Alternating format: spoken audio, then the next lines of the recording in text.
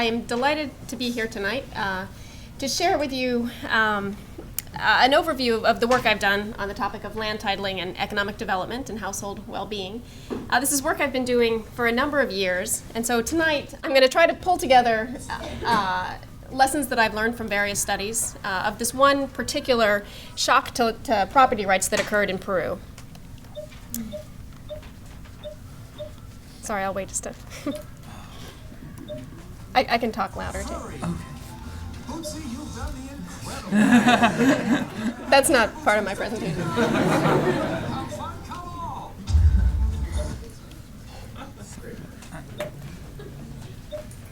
Is Old Navy a sponsor?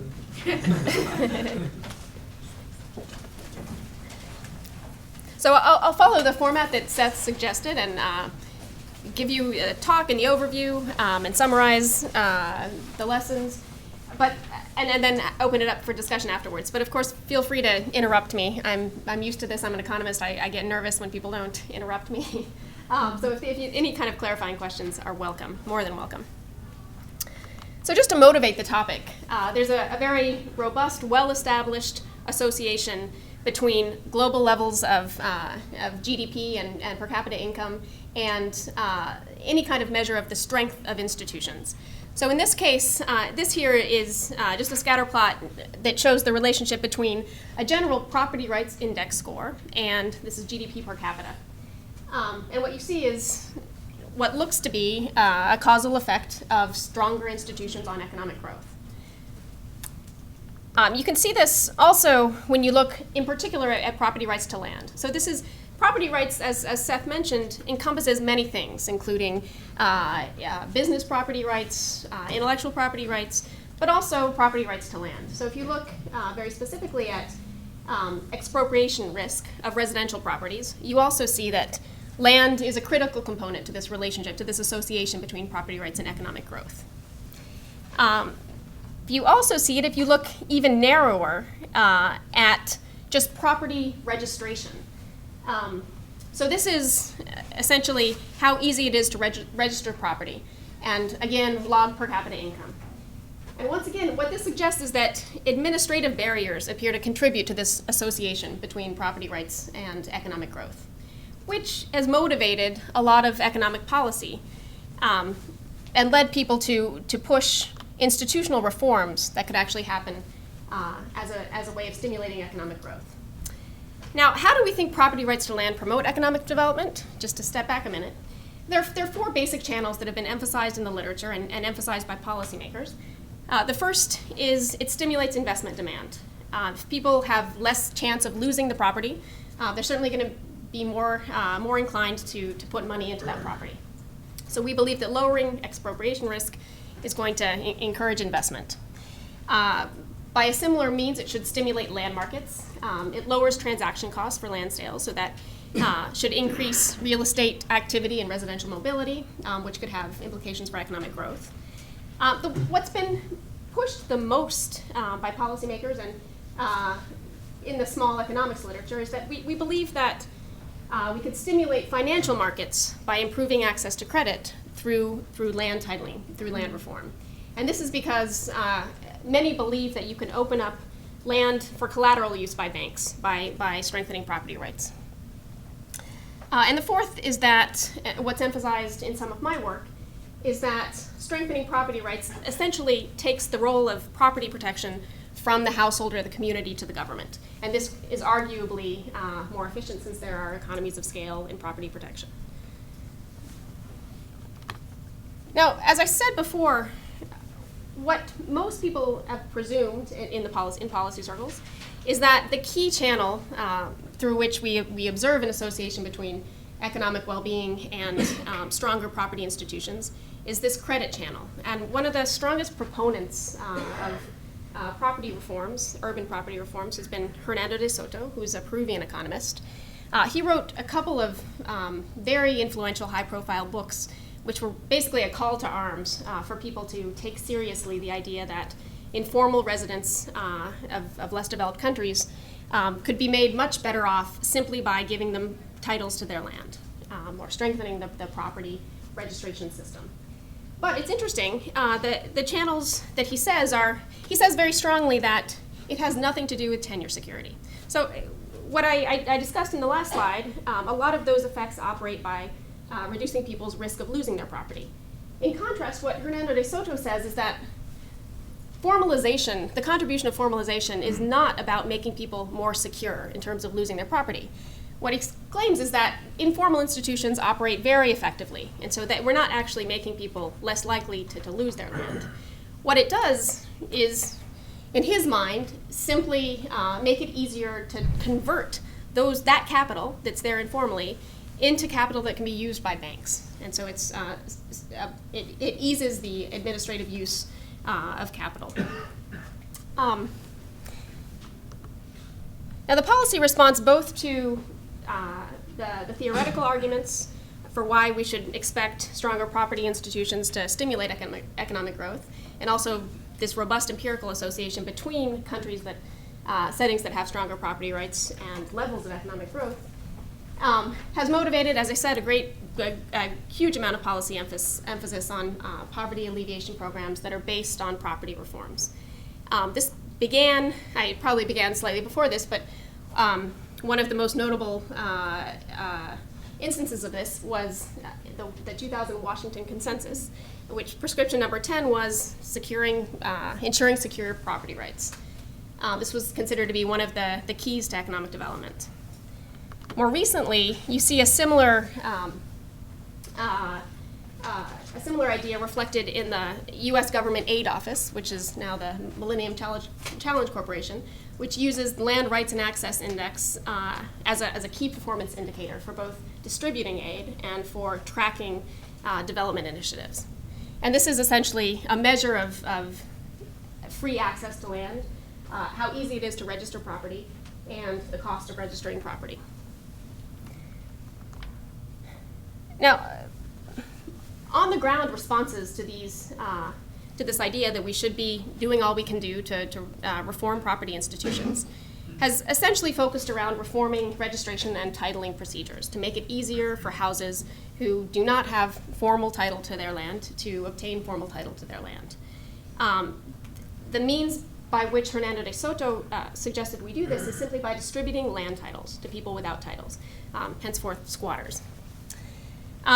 This is obviously slightly easier to do in cities. It's also a bigger problem in cities. The impoverished are increasingly concentrated in urban environments. Urban populations tend to be new populations, so are just much less likely to have received a title in the past. So you just see a lot weaker property rights in urban settings. Just to give you an idea of the magnitude, an estimated 1/10 of the global population, not even the population of less developed countries, is estimated to be housed in urban squatter communities. So probably most of these people do not themselves have any kind of property rights. In Peru, where this was measured more carefully, 70% of all urban properties were not registered. So 70% of urban residents did not have formal rights to their land before the titling program that I described. But this is not just a Latin American phenomenon. This is true in every corner of the world. What's also interesting about urban properties and makes it especially a policy focus is that most urban squatters worldwide are on public land as opposed to rural squatters or rural people without land rights. Rural land reform is a little bit more complicated right now because of just the history of agricultural land reform that has occurred in many parts of the world. So it's often not the government that owns people's land, the land that people are on, but there are various owners that are claiming rights. And so titling people requires paying off owners and resolving disputes. Now, in terms of activity, we've seen a number of governments respond to this call to action and actually undergo urban property titling programs in which they try to reach out to squatters and give them land titles. The Philippines, Romania, Colombia, Thailand, Indonesia, and many parts of Latin America underwent such efforts in the 1990s and the last 2 decades. The World Bank has lent over $600 million to this kind of slum upgrading efforts. But there have been surprisingly few evaluations of the impact of these reforms. Now, The basic problem in this, of course, is that it's usually a countrywide reform, and so evaluating it would necessarily require comparing countries or comparing points in time, and it doesn't lend itself to rigorous evaluation. But some people say, what do we need evaluation for? The fact there are strong theoretical arguments for thinking that this will make a difference in the lives of the poor, and the fact that we do see this strong correlation between income and degree of formalization means that we should just take it for granted that it's helping people. Now, I want to emphasize that there are a lot of reasons to believe that strengthening property rights will not stimulate economic growth. And so this is why we do need careful, rigorous evidence before proceeding, before lending $600 million more dollars. Now, the first is just what Hernando de Soto was arguing before. It may very well be that informal settlements, that squatters, have no current need for tenure security, that informal institutions function very well, or almost perfectly approximate formality. In which case, you're not going to see a change in tenure security by going in and handing people land titles and registering those titles in a government system. Now, tenure security is not the only channel through which property rights make people better off, but it is an important channel that's often emphasized. The other, I think probably bigger thing to fear is that what we want to achieve is to make people feel more secure. And giving them a property title is an obvious shortcut to that. There are many reasons to think that that won't be sufficient. And the major one is that what you need for all of these economic gains to accrue is for everybody's expectations about the likelihood that they can claim a property in a transaction, that a bank can keep collateral when a person defaults on a loan. It requires expectations about the future strength of the institution. And many less developed countries, especially those with weak property institutions, are also settings in which there's a lot of political instability and a very recent history of regime changes that dramatically overhaul institutions. And so you can change the institution now, but the real challenge is changing people's expectations about the future of that institution. It's also the case that land titling may not be enough, because property rights, to really fully strengthen property rights, involves a number of institutions or different parts of the government. And so simply creating a registration system that functions well and incorporating properties into that registration system may not be enough if you don't also transform the legal system and give people full access to courts, make sure there's no corruption among judges. So it may be that we need to reform a number of institutions at the same time in order to move to a new level of development. And finally, this pertains to credit markets. It may just be that that facilitating the use of property as collateral is not the real barrier to credit access among the poor in squatter settlements, and so that just might not be enough to lower the transaction costs to the point where you actually get an exchange. And that's a big presumption that De Soto makes in his arguments for why we should expect major impact of these kind of programs. And finally, even if we think it's unambiguously going to matter, it's important to measure the magnitude of the welfare effects of these programs, because they're not cheap. It's funny, you often read that property reform is one of the most cost-effective economic development policies, because it's not a transfer to people. It's simply giving them a sheet of paper. But it's actually a lot more than a sheet of paper. You actually have to go in and map all of the properties. You have to investigate each of the ownership claims, and it is a very big fixed cost. But then it's an ongoing cost, because you don't want to just formalize property at one point in time. There's always going to be transactions, and they always have to be part of the system. So it's important to think about whether it's cost effective. Now, my research has been to try to gather some evidence on these questions and fill this gap in the literature and think about whether these reforms really have the potential to be a good development strategy. The way I've tried to address this is by testing these standard predictions using data from a natural experiment that happened in Peru. And this was the Peruvian National Program to Formalize Urban Property. in which the government of Peru, in a very short period of time, basically titled most of the untitled population in the country, urban population in the country. The reason this is an advantage over simple cross-country comparisons that had been done in the literature before is that it allows me the opportunity to better isolate the causal effect of the reform. And I'll explain a little bit how I try to do that. Just a few details of the program. The objective was to very quickly convert informal property in the slums to formal property systems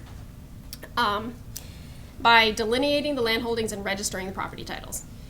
They achieved that, as I mentioned, very, very quickly.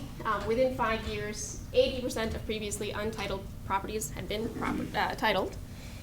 This affected a huge fraction of the population. Approximately 1.2 million households, or 6.3 million individuals who were mainly living in poverty, were beneficiaries of this program.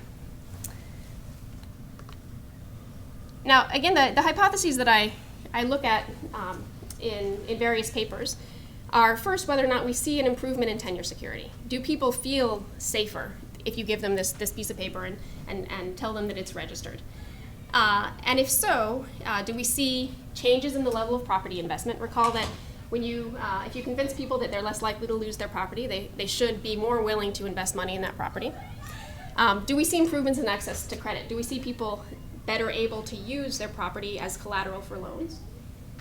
And do we see a shift in the time allocation of household members? Recall that the last prediction was that you're shifting the role of enforcement from the household and the community to the state, and there should be some efficiency gains in that, which can be picked up in household time allocation. So do we see households with more free time or more time to spend working? Was there the right to challenge the ownership by anyone? There was the right to challenge. It mainly came through family members. So there were very few challenges from outside the family. This is because most households have been living there. So the only requirement was that you had to have been living on the land for at least 5 years. By the time people have been living for 5 years, most of the challenges from outsiders have been resolved internally. But there were compound families living in property, and you can't issue a title to numerous households. And so there was some dispute resolution system that was set up, which was pretty effective. So most disputes were resolved within a year. I don't actually know exactly how they accomplished that, but that was the big challenge they faced with disputes.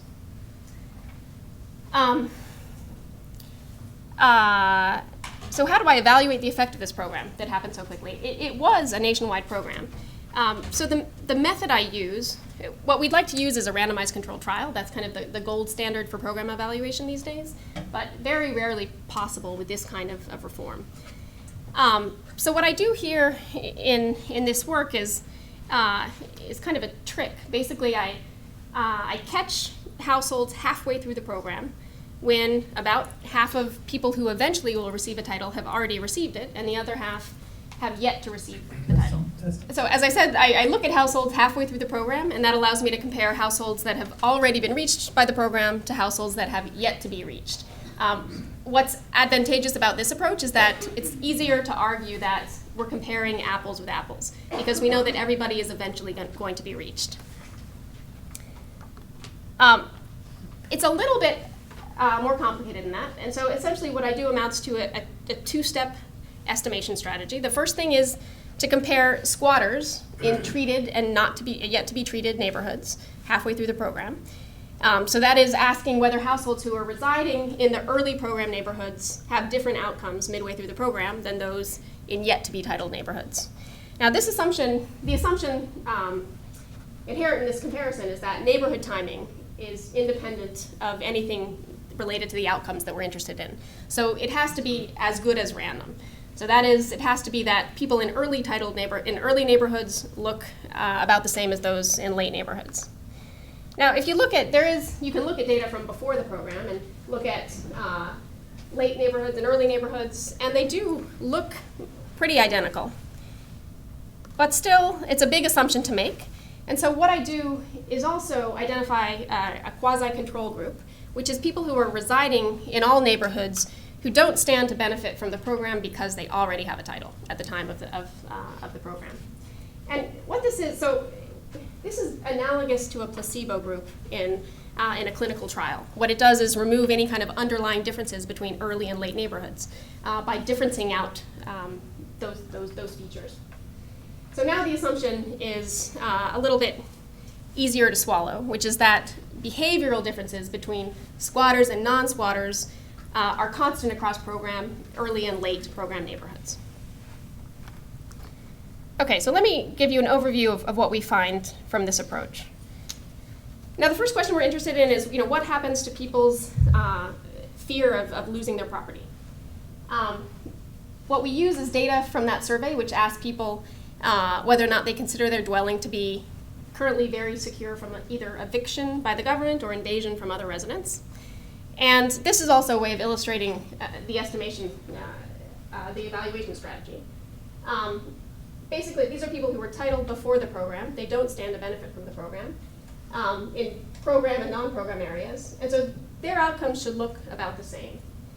These are the people who benefit from the program in places where they haven't received the program to places where they have received the program. And so it's that difference minus this difference that's going to be our estimation of the program effect. With respect to tenure security, you can see immediately that squatters experience a big improvement in sense of security when you give them a land title. So that's our first evidence that De Soto's attitude towards land titling was an oversimplification. Even people who've lived in neighborhoods for a very long time, and even in settings where there is actually objectively a very low risk of expropriation. So if we look at data on how many times the government comes in and bulldozes these squatter settlements, or how many people actually lose their property and arrive in court, there's a pretty low lifetime chance that you're going to lose your property. Even so, people say they feel much safer if you give them a land title. Yeah, Jake. Could you say something real quick about the length of time we're talking about? Like how long from rollout to completion? So how long do the people that are in the program? What does midway mean? Yeah. So it's a little bit confusing because there are a few people who are in a pilot. So the total length of the program is 92 to 2001. But most of the people have been titled so the median number of years is 3. Yeah. So most people have been titled for 3 years. And most people will be titled very, very soon, but they of course don't know that. I mean, they expect to be titled at some point, but they don't know that in the next 2 years they probably will. I mean, we don't know what they anticipate. Okay, so given that we see a change in likelihood that you lose your property, do we see the corresponding predicted effect on investment? On time allocation. So do titled households, given that they don't need to protect themselves as much, presumably they feel safer because the government is now better able to protect their property. So does that release them from this, from community enforcement obligations or efforts? Now, just to be a little more precise about exactly how we think changes in tenure security might affect household time allocation. Basically, titled households are less constrained by the need to provide informal policing. Now, this might surprise a lot of people who aren't intimately familiar with these settings. But when you spend time in urban squatter settlements, there are a lot of informal institutions that operate in these places and do actually take up a lot of people's time. There are a lot of local committees. And there's also just people who provide their own property protection. So essentially, if you no longer have to provide informal policing, then there's less need for you to stay home and protect your own property. There's less fear of robbery of your property, so there's less need for you to stay home and protect your stuff. And there's less need for this community enforcement. Now there's also I think, a channel that's not first order importance, but formal channels are also extremely labor intensive. So to the extent that people are actually trying to formalize their property in the absence of the program, by giving them a title, you've saved them this amount of time. I was motivated actually to look at this aspect of property titling from interviews with squatters around the time the program was starting. And this is one thing that stood out in many such interviews is reflected in this quote from a World Bank publication. But squatters did tell me many times that they felt uncomfortable leaving the house because of what would happen when they were gone. And so this is why I anticipated potentially big labor market effects. And now if you look then at the data from midway through the program, and this is the distribution of labor, of household labor force hours. And I know it's hard to see the different groups in this, but essentially there are 3 groups that have completely overlapping distributions of hours. So that is squatters who haven't yet received the program, and titled people either who have or have not received the program, all have kind of the same distribution of hours, but it's the squatters, sorry, this is the squatters who have received the program. It's the squatters who haven't received the program. That is the only people who really have tenure and security that have systematically lower labor force hours. So the entire distribution of hours is shifted to the left. That's just an illustration of a number that we can get from a statistical analysis. And this is a summary of those estimated effects from standard regression analysis. Essentially what we find is that households are 45% less likely to report keeping a person at home to guard the property. They're 48% less likely to work inside the home. So this is another source, in this case, of business distortion that arises by people's need to stay close to the property. Instead of going out in the street and selling stuff at the place where you have the most potential customers, you feel the need to sell stuff out of your window or sell stuff out of your home. It's also just more generally associated with a large increase in work hours. So there's a 17% increase in household labor force hours. And correspondingly, you see a 32% increase in household days per month spent participating in leisure activities outside the home. So people just go out more. They go out, they work more, they're better off because they work more, they earn more wage income, and they also just have more free time, and that's also valuable. So in a cost-benefit analysis, we would want to place some value on that. Interestingly, all of these changes matter much more for small families and for families with weak community ties. And that's exactly what you would expect. Small families are more constrained. If you have 10 people at home, probably they're not all going to be working anyway, so you've got one person at home.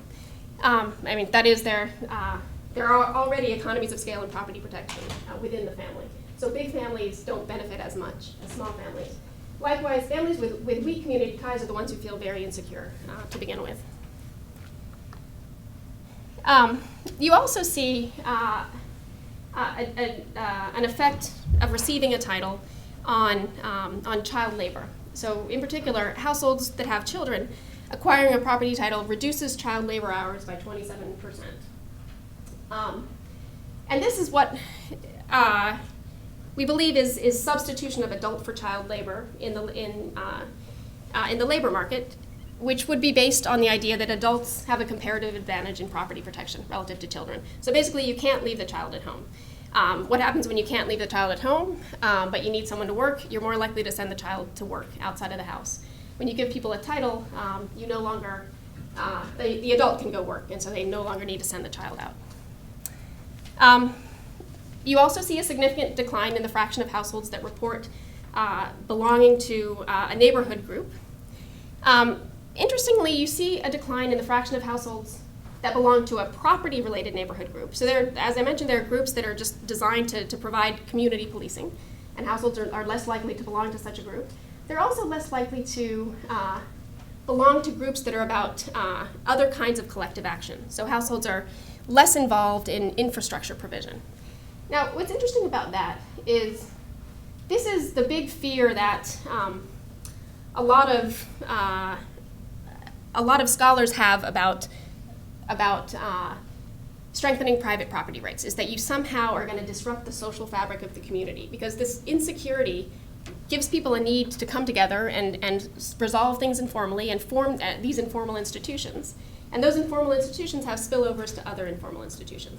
So what you hear a lot from anthropologists is that what you should expect to see in land titling is all negative. It's going to encourage people to just pursue their private interests. They're no longer going to belong to to social groups and social clubs.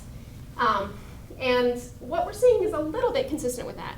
On the other hand, I think an interpretation that's also consistent with the patterns we observe and is impossible to separate from that interpretation is that people may simply believe that the government in the future will be providing more infrastructure. The government, by titling, is investing more in these informal squatter communities, so they may very well believe that along with that will come electricity, will come sewers, and other types of infrastructure, so there's no longer this need for the communities to do it themselves. The next thing I looked at was the effect on access to credit. And essentially,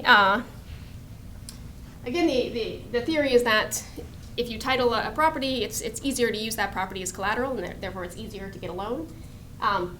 Poor people in squatter communities have very few potential sources of collateral. Property is basically, the only thing they could use. They have no other assets typically. And so this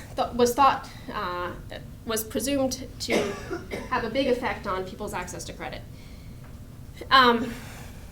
There are a lot of reasons to think that might not happen, but mainly, as I mentioned, there are a lot of other transaction costs involved in lending to the poor.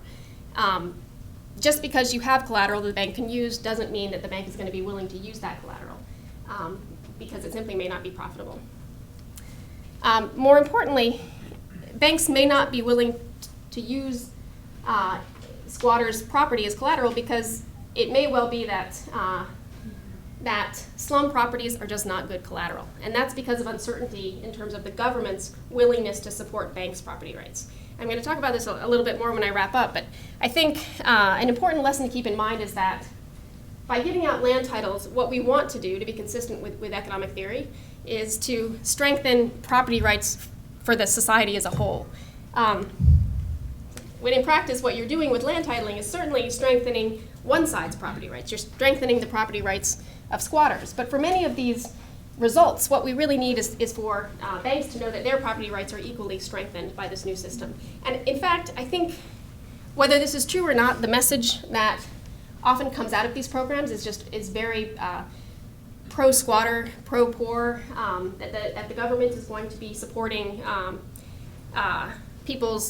squatters' ability to maintain their properties. But that's not obviously consistent with the notion of universally strong property rights. And so if you only strengthen squatters' ability to hold on to the land they live on, then you're actually going to impede the use of property as collateral for bank loans. Because there you need, again, for the property to be released to the bank if the person defaults.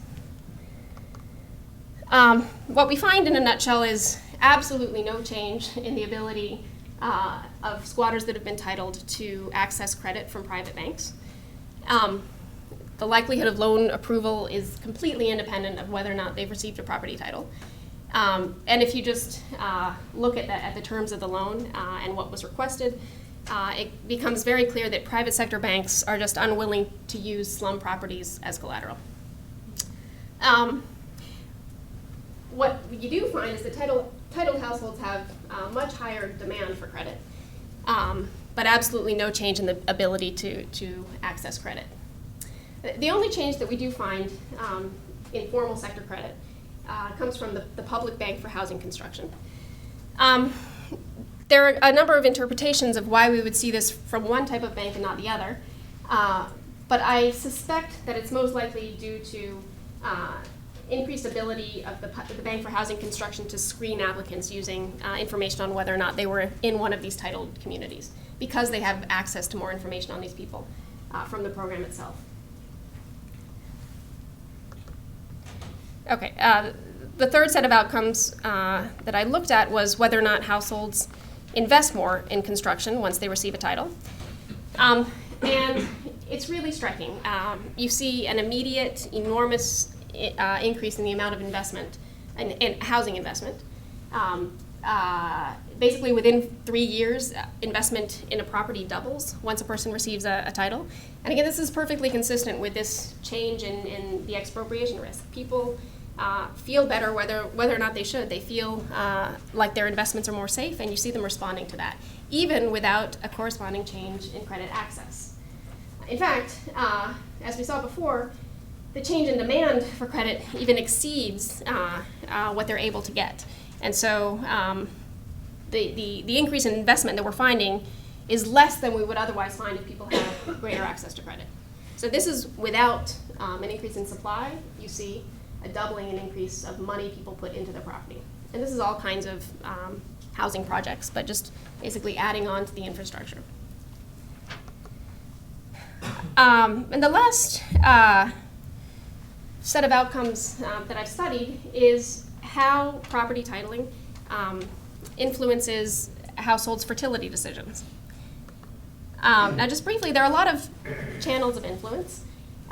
There could be a simple income effect. The value of your property goes up, or you have greater access to credit, and this could influence in either direction whether or not you have another child. As we saw from the child labor results, there's a change in the opportunity cost of kids, and that could change people's willingness to have a child. There's also a change in the productive value of children, and this comes down to arguments that people have made in the literature that having a large family can improve your ability to secure informal tenure rights, that larger families have greater informal tenure rights. There's also changes in home versus market work, and home work is complementary to having children, and so that trade-off has changed in the new regime. And finally, what led me to investigate this particular outcome is that there are reasons to anticipate large changes in female bargaining power. And that's because the Peruvian titling program, like most titling programs, especially that are funded by foreign governments, insist on giving equal property rights to husbands and wives. And that's usually amounts to a very big improvement in relative bargaining rights of women, because traditional property systems tend to favor male property rights. Now, what we find when we look at the effect of giving a title to a squatter on fertility is a huge decline in birth rates in the 2 years prior to the survey. Just to show you the visual, this is birth rates before the program across the 4 comparison groups. This is births by age of mother, and you can see the distributions look very, very similar. But when we look at the 2 years after the titling program, you see a significant decline at all but very young ages of the mother in the likelihood of a birth in that year. Now, it's really hard to disentangle the channels, unfortunately. And so, we're not able to do that in a very complete way, but there is evidence that the relationship between fertility and labor and changes in labor supply are weak. So households that experience greater changes in labor markets are not the ones who are disproportionately likely to have more kids. Same with market work at home. You can kind of instrument for whether or not a household is likely to experience a change in working at home or outside the household, and it doesn't seem to be related to the fertility effect. So what we deduce is that it's related to this change in bargaining power, and you do see a corresponding change when you measure bargaining power directly. Women who are in squatter households who are titled report significantly less unilateral decision-making by their husbands. Now, these are just patterns we're observing at the same time, and so they're not necessarily causally associated. But it is striking that you see this big change in reported bargaining power in the household and correspondingly a change in fertility. So just to summarize, to take stock of all of this work on this one titling program and what it means for thinking more generally about the policy potential of titling urban squatters, I think it's very significant that we now have micro evidence that there's a significant room for improvement in terms of people's sense of security, even in places that have been informal for many, many years. It's not that the informal institutions have perfectly replaced what a formal system can achieve. And I think that is important motivation for continuing with these efforts. I mean, not only because people are simply better off when they feel more secure, but that seems to also be translating into real economic outcomes like housing investment. I also think it's important that the cost to untitled households of participation in these informal institutions is not trivial. It appears to be a substantial part of the benefit of titling, at least in urban labor markets. So that is, if we see big changes in investment or big changes even in business or human capital investment, it's much more likely to operate through labor market effects or increased wage income than it is through credit market effects. I think there are also very important lessons for our predictions about the importance of property titling for stimulating credit markets. And that comes not only from the absence of findings when we did the basic program evaluation, but from lengthy discussions with bank managers about exactly this issue in trying to understand why we were seeing no effect. And again, what came through over and over again was that people did not feel like the titling program was a real change, a real strengthening of the general institution of property rights. And they felt that, if anything, they would be less able to actually claim someone's property in the event of default than they were before. And so, if we really want a property reform to have a very big impact, it's necessary to either send a very different message to people, or possibly wait for people's expectations to adjust. And I think the final lesson from these is that in thinking about why these kind of reforms could make people better off, it's important to keep in mind all of the multitude of unanticipated effects, such as community-level collective action that can be negatively impacted by property rights reform, childbearing, which can be dramatically changed by giving people secure property rights. And I think to fully understand the fertility effects, we'll need to dig a little deeper and potentially look at a different natural experiment. And with that, I'll conclude and open the room for discussion.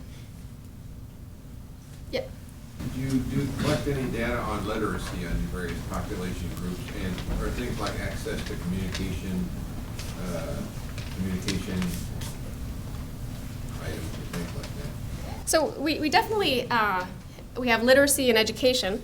Are you thinking about changes in people's investment in education, or? Were they literate? So the literacy rate varies a lot by age. I mean, it changes sharply by age. 30-year-olds are largely literate. 50-year-olds, I think it's about half and half. The likelihood that someone in the household is illiterate is very high. The likelihood that everyone in the household is illiterate is 0. So it's a little bit complicated to think about household literacy, but I think of this as a pretty literate environment. But it's also hard to measure. It's not that we went in and asked people to read and write for us. So people claim to be literate. Yeah. You mentioned that people feel safe or feel like they can leave their homes, but did you notice any impact on crime? It's interesting we don't. You're right in that, you might expect crime to change. On the other hand, you might expect it not to change, because people presumably are rationally leaving their house more often because they recognize that there's less of a risk of crime. And the reason there's less of a risk is because you're more likely to be prosecuted if you try. So it's not there's not a clear prediction. The long run prediction is that it shouldn't change. Well, yeah, it really depends on the cost of enforcement, but we don't see any difference in the short run. Yeah. A lot of microloan institutions have run into problems, sort of what you were talking about with social groupings before, of that loans will often be used for an entire tribe or like a whole group of people, and this is probably more of a rural issue. But does that ever come up as an issue in property rights? Oh, communal property rights. Yeah, it's a huge issue. It's a really interesting issue, especially in Peru. In rural Peru, there are large segments of the rural population that currently live under communal property rights that were instituted in the 70s. And they haven't been touched by reforms. And so, it's a constant debate. Is this something we should expand? Is this something we should eliminate? None of those kind of institutions exist in urban settings. And maybe we should.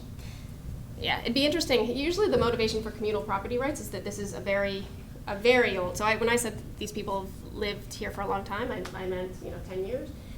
The motivation for communal property rights generally is that this is a tribe that's been living under the system for centuries. So it's just not something that comes up in the discussion of urban property rights. But yeah, Jake. Did you notice any change? Can you observe even this in the liquidity of the housing market? So what's happening when people are, the banks are worried that they won't be able to possess these properties, but do they seem to be liquid within the group? Can you sell? Are there more transactions? There aren't. This is actually a very, very stagnant property market. There are just no real estate transactions going on. either before or after. Yeah, exactly. So, one thing, I kind of removed it just to simplify the talk a little bit, but certainly one thing we looked for was increases in real estate transactions, and found it going from 0 to 0. I wonder why that is. It could be a short-term effect. I mean, maybe we would see this if we looked a few more years out. It's a little puzzling. What's that? Wouldn't that be tied to the fact that they can't get credit? I mean, if you can't get credit, you can't buy a property. Well, you should be able to buy a property because you can transfer more of the rights to the other person. So it would only be analogous to the bank if the other person feared that the title wasn't sellable, that you couldn't actually transfer the rights in a real estate transaction. I have a feeling that you do need some evidence of this. I think people are scared. Real estate transactions almost always involve a piece of paper, even when they haven't received the official title. And I think there's a lot of uncertainty about the value of that, and so I think there's just hesitation on the part of people to embrace, even when they are optimistically think that this is worthwhile. I think there's concerns about fraud, and I can see it taking a while to take off, because you need a few first movers, and then when people see it happening, there's a new norm. But it should, it could just be it involves some new steps that people aren't used to. You have to re-register the property, and people don't know how that works. Or it could just be endowment effect. They value more what they're given than what they could get from someone else. They need more lawyers. I think it's important to note that living somewhere with a lot of this kind of uncertainty and misinformation for a long time means that people aren't going to adjust very, very quickly to a new regime. People are skeptical. People are worried, not just that the government is not being sincere, but that there's something, there's some catch. And so I think I have a feeling that property transactions, they're never fully smooth, because there's always a concern that people aren't going to desert the property, aren't going to hand it over to you, or that they've given you a title that, I think the big concern is they've given you a title that someone else has a claim to, and that person is going to come knocking on your door and try to kick you out. My point was, I think, to buy the property, you gotta have money, and to get that credit. Yeah, So if there's a functioning credit market, how am I gonna get a mortgage to buy somebody's property? That's true also, yeah, absolutely. So there needs to be, some kind of mortgage arrangement, or some kind of, or informal credit arrangements, which usually don't work fully well. Yeah. When they establish this new program, do they also establish procedures that made it easier to transfer titles? Because your previous example showed that it was very difficult to work under the system that existed, right? Multiple years and many, many steps. So with the new program, do they also put in procedures not only just to grant the title the first time, but also to transfer the title to somebody else? Yeah, I was just thinking about that and trying to answer these questions. Is that on paper they did. But again, there's always, even in my mind now, there's uncertainty of what exactly that would entail. I mean, there's an office now, you go, supposedly it's a very simple transaction, but I think it's one thing if someone hands you a title, now you have it. It's another thing if someone promises you something will be easy. I think I don't actually know if it was. I haven't talked to people who've tried, because no one was trying. But yeah, that's something I could probably find out more about. Yeah. Hi. Did you happen to know the percentage of households that were either female-led or male-led? I'm asking that just because I'm just wondering if there was any gender discrimination in terms of the percentages of households that might have been female-led. So I guess in the study for Lima. Female-headed households? Female-headed households, excuse me. Very, very few female-headed households. Well, not by proven standards, but by urban standards in most countries. So it's about 10% were female-headed households. In terms of bias and whether or not they were reached, is that what? I guess for land titles, were there any? I didn't, I read a lot anecdotally at the time about, type of complaints people had. I can imagine, I think if this were to show up, it would show up in multiple family members trying to claim it. And there I could see there might be a bias towards a husband and wife trying to claim it over the sister, who's a part of a female-headed household. I didn't read any anecdotes about that. But there are female-headed households, women living with children without a spouse who are titled. So it certainly wasn't an obligation that you have, like it is in microfinance very often. Women literally can't get loans without a male cosigner. Here you could get a property title, whether you were, if you were living alone, if you were a man or a woman. But most of the households titled are nuclear families. Yeah. Did you see any connections between what occurs on U.S. Native American properties and reservations and your studies here in Peru?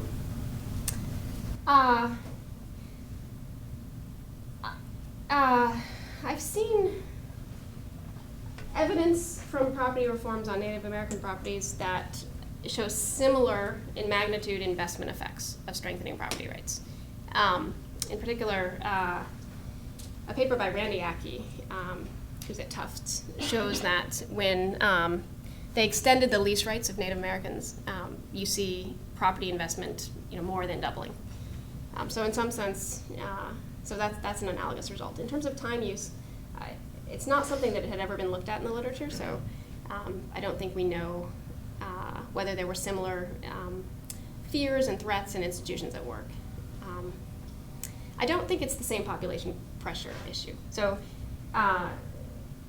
urban communities in Peru are incredibly dense, and so what you worry about is kind of moving fence posts, is people trying to claim some of your property. People are living in very tight quarters, and so there's a lot of disputes over property lines. And my impression, I don't know this setting very well, but my impression is that Native American reservations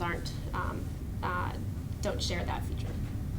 So for that reason, I presume that there are less disputes, less need to protect property, but I'm not sure of that. Yeah. So you've noted this increase in investment in property when people were given title for the property. Do you see that kind of this increase in investment affecting credit lenders, and do you also see the investment over time reinforcing the titles? We talked about moving fence posts, but if there's investment in the property and it's kind of more developed, so to speak, would that help? Well, it's interesting what you bring up.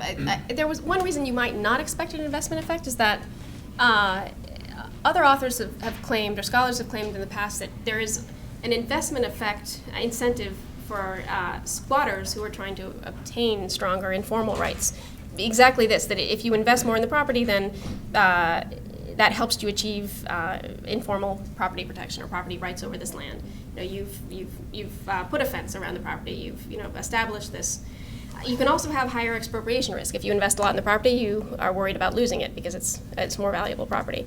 So it's I don't think that. So I think of there usually being the fact that we find an investment effect. Even when that incentive is taken away, I think is striking. I don't think that that there would be any effect on collateral. So were you suggesting that if people invest a lot, then the value of the property goes up, so it's easier for banks to use it as collateral? There could be that, but I really think the barrier is that banks don't think that they can confiscate the property. And collateral you have to, credibly be able to take. And I just think they think that it's not only that they think that the government won't support them if they go to court with it. They think that land is bad collateral in general, because you have to go in and take it. It's not something, repossessing land is a costly transaction, especially if there's a political atmosphere in which that makes you automatically the enemy. It's just impractical. You have to resell the land to get the value. Banks aren't in the business of being real estate agents. It's not the easiest form of collateral relative to something like gold or something that microfinance institutions often use. But I think it's more the political climate that's preventing banks and not the value. So that is, when would it become viable property? There is property used as collateral for among wealthier households, but I think if the person's no longer in a squatter community, is in a middle class, upper class community, then it's viable that the bank can repossess the property because it's no longer, because it's a pro-poor government. So they're perfectly happy to support banks who are confiscating property from defaulters who are outside of that class. That's my take on it. Yeah. You said that more people are entering the labor force or spending more time in the labor force. Has this had a negative impact on wages? We don't see yet in this study general equilibrium effects on the wages. There's enough people that are being injected into the labor market that you might expect some. But still, this population, so the numbers I gave you initially are a little bit of a misrepresentation. So it's about the people who are actually being affected. That is the people who didn't have titles before. We're talking about 8%. Labor markets are segregated, so it's a little hard to say exactly what fraction of the labor market. But it's not a large enough fraction that you would necessarily see an immediate wage adjustment. But it also could be something that we just don't have the power to pick up. But yeah, certainly a possibility. And there may be isolated cases in which you're seeing this kind of dampening of the wage in certain occupations or certain settings in which a lot of people are being titled in a very, very close geographic area.